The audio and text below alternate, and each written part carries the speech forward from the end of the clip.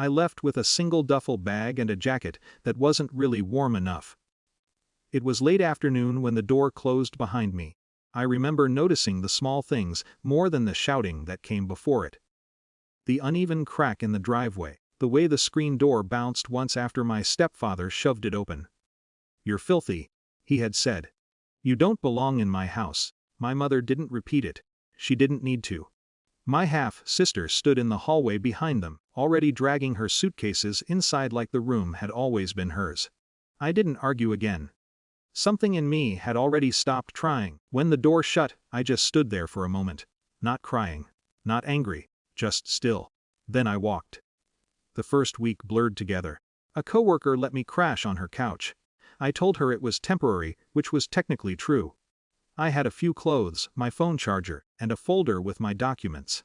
Everything else stayed behind. I avoided thinking about the house. Instead, I focused on small practical things. Showing up to work on time.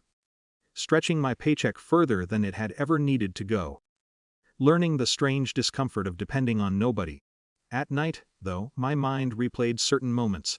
The way my stepfather had looked at me like I was something stuck to his shoe. The way my mother kept her arms crossed, like she was protecting herself from the inconvenience of my presence. What stayed with me most wasn't the anger. It was the certainty in their voices. "You don't belong here." For years, I had tried to earn space in that house. Helping with bills when I could. Cleaning without being asked. Staying quiet when things got tense. None of it mattered.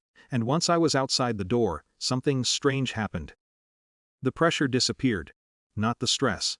I still worried about rent and groceries, and how long I could stay on someone else's couch. But the constant feeling of being evaluated, of needing to prove I deserved a chair at the table, was suddenly gone. It took me weeks to even notice the difference. By the second month, I had a tiny studio apartment.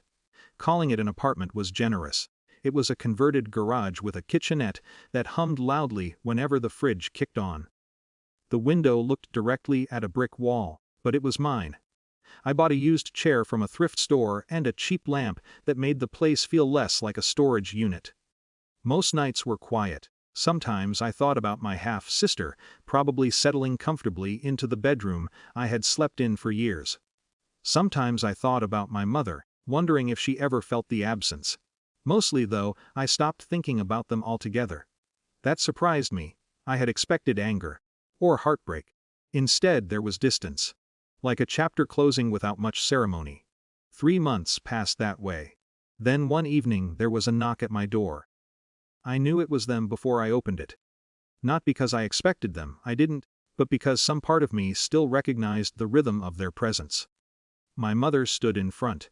My stepfather slightly behind her. For the first time in my life, they looked unsure about where they were standing. My apartment hallway was narrow. The overhead light flickered faintly. "Hi?" my mother said. The word sounded fragile, like it had been sitting unused for a long time. I didn't step aside to invite them in. They didn't ask. My stepfather cleared his throat. "We need to talk." His voice was lower than I remembered. I waited. They exchanged a quick glance before my mother spoke again. "There's a situation." The words came slowly, carefully. Something about paperwork, financial records. A timeline that apparently involved me being present during a specific period.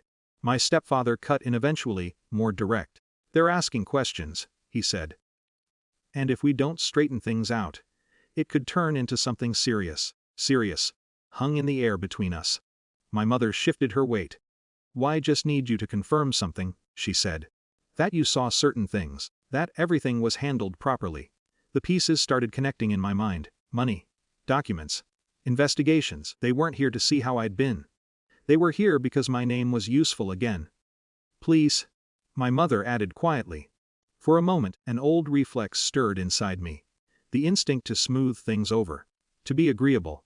To keep the peace so the tension would disappear. I could almost feel the younger version of myself stepping forward. But something else had grown during those 3 months. Not anger. Clarity. "You want me to lie," I said. My stepfather stiffened slightly. "We want you to help your family." The word family landed differently now. I looked at them for a long moment.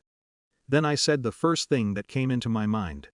3 months ago," I said, You told me I didn't belong in your house. Neither of them responded. You said I was filthy. My stepfather looked away. I wasn't raising my voice. I didn't need to. My mother tried again. This isn't about that. This is serious. There are investigators involved now. Lawyers. The word investigators confirmed what I had already suspected. This wasn't just messy. It was legal. The hallway stayed quiet for several seconds.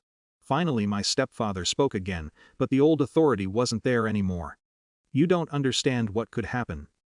Maybe he was right. But I understood something else now. I shook my head gently. Your filth, I said, wasn't something I can wash away. No one argued. They stood there for another moment, as if waiting for the conversation to change direction. It didn't. Eventually my mother nodded once, slowly. Then they turned and walked down the hallway. Their footsteps faded toward the stairwell. After they left, I closed my door and sat in the thrift store chair by the window. The brick wall outside was still there. The fridge hummed loudly again. Nothing about the room had changed. And yet something had. The decision didn't feel triumphant. It felt heavy, complicated. But it was mine. For the first time in a long time, I wasn't trying to prove that I belonged somewhere. I already knew where I stood.